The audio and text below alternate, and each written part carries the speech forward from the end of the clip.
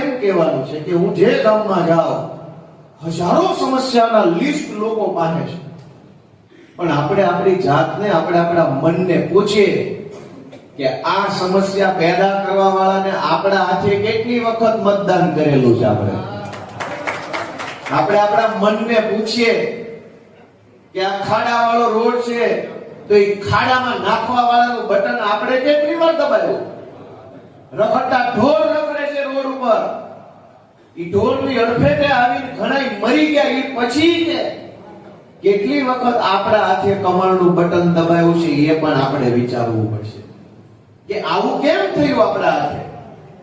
જો આપણે જ આપણું ખરાબ કરવા માંગતા હશું તો હજાર હાથ વાળો આપણું સારું નહીં કરી શકે. ક્યારેય કોઈ આપણું સારું નહીં કરી શકે.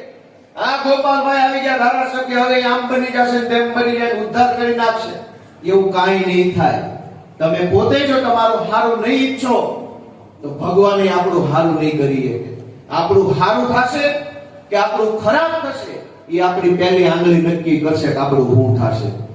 કોઈ પાર્ટી, કોઈ નેતા, કોઈ સરકાર આવીને જનતાના જીવનમાં ચાર ચાંદ નહીં લગાવી દે.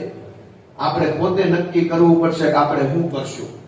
અને આપણે નક્કી નહીં કરીએ ત્યાં સુધી કશું જ બદલાવાનું નથી.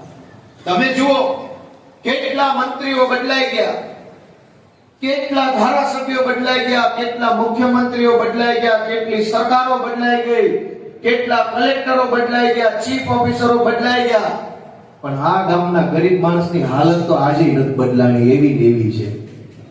ઉપર બધું જ બદલાય છે, હેઠે કાંઈ બદલાતું નથી. એનો અર્થ એવો છે બોલો દાંતો હેઠે સુધી હટતો નથી, ઉપરથી વયો જાય. એનો અર્થ એવો છે કે થોડુંક કરાળ કરવું પડશે. સેવું પડે છે.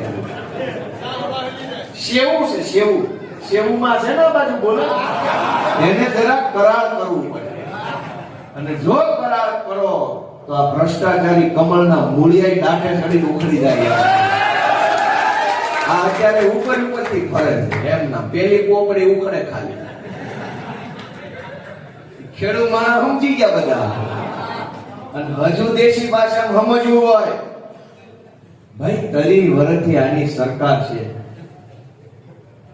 2, 5, 10 વર્ષે તો ઢોરના વેતર વૈયા જાય. આના નહીં વહી ગયા હોય, આના નહીં વહી ગયા હોય. કઈ 30 વર્ષ સુધી દે